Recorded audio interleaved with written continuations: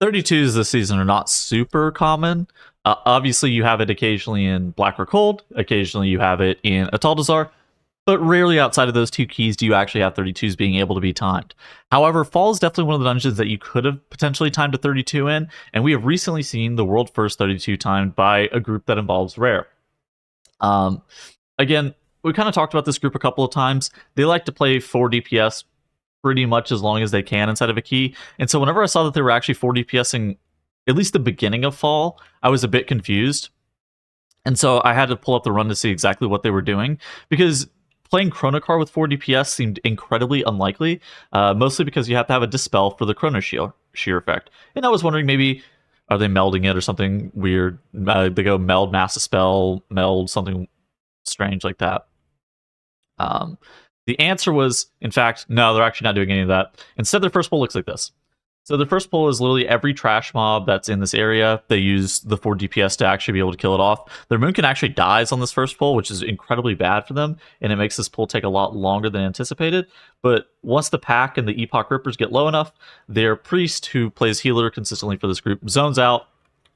And then the moment he zones back in, they actually pull the boss. He does have a Wernstone on him, so he's going to be able to port back to the group through the wall in a couple of seconds.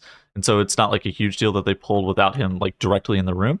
But it was kind of scary for Rare for a little bit, especially that trash pull. His ability to be able to live there on a 32 Fortified Raging is quite high. So obviously the 4 DPS in the beginning is really interesting. And then you might ask yourself, like, what exactly are they going to be able to skip with this much trash? Because they're playing a fairly standard Manifest Timeways area, and in fact, they're actually kind of playing a fast Manifest Timeways area. They're electing to pull this in 4 pulls. A lot of teams on Fortified like to do this area in 5 pulls, mostly because this Coalesce time here, you really want to get him to a spot where you're able to jump off the edge, and that is rather challenging unless you 5 pull this area, or you do this area in reverse order. However, with this group, they have like all their offensive C. They actually don't have all their offensive Cs. They have Bust and Eons here available for this pack. But something that I actually do enjoy that they're doing here is they're pre-spreading. We saw this a couple of times in the MDI where teams were pre-spreading for this Coalesce time to make sure that they actually weren't going to have to move the moment that the Coalesce time comes out, also reducing the amount of globals that the healer could potentially lose being able to heal this mob. And so I thought that was a bit nifty. But beyond that, this Augmentation Evoker is going to press Revitalizing Voodoo Totem on himself. He's going to occasionally press Leaf on somebody else. We're really just kind of watching like offensive CD management here going through this area. And this area is a bit scary, but they're doing things like taunt melding the Bloom.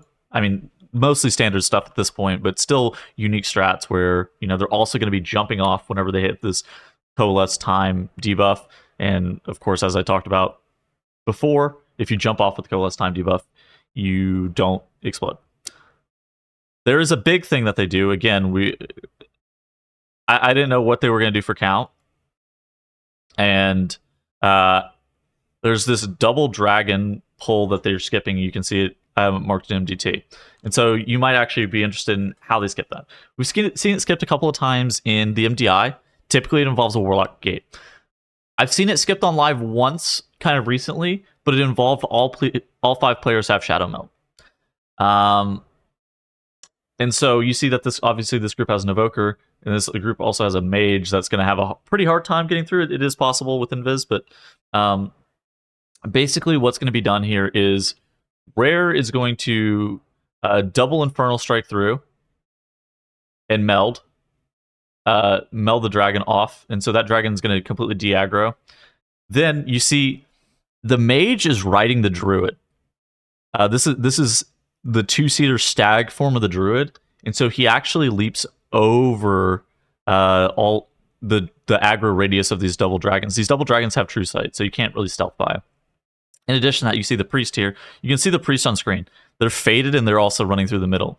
And so then, with Wernstone, the Evoker's just obviously going to be able to port past the dragon radius and the dragon aggro. Now, the upside of this is obviously you get... I mean, this pull sucks, frankly. Like this pull is not very good. Double dragons are not very good.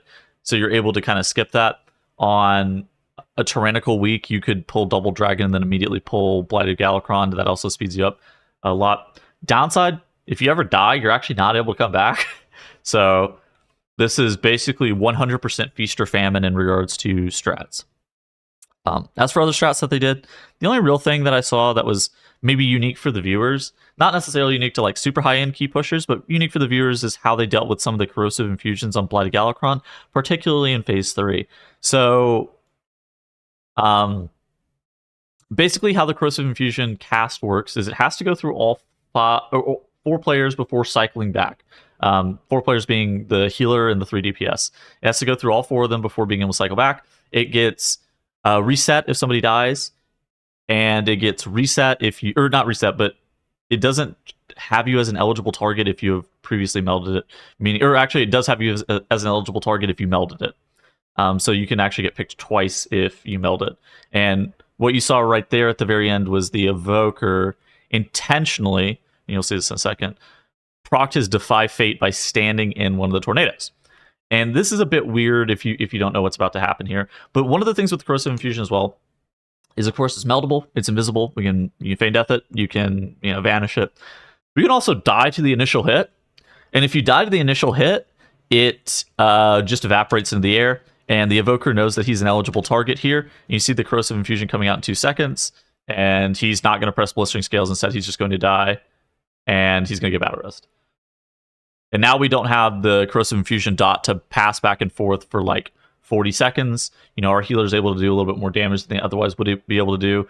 The tank doesn't have to do the, oh my god, where's the corrosive infusion dance at the last second?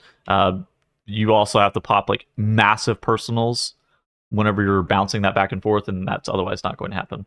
Beyond that, again, it's Fortified Raging, so they're electing to not pull a ton of trash here. Most other weeks, especially with this comp, they're able to probably pull all of this in one pull, even on Fortified.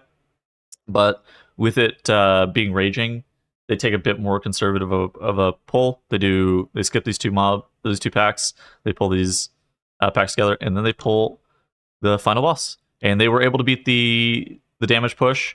Fortified, the damage push is not super hard. Tyrannical is the one where it's crazy. And very, very challenging to even be able to beat that damage check. But on Fortified, it's not too bad. Anyways, that's going to be it for the video today. I hope you guys enjoyed the video, and I will see you guys in the next one.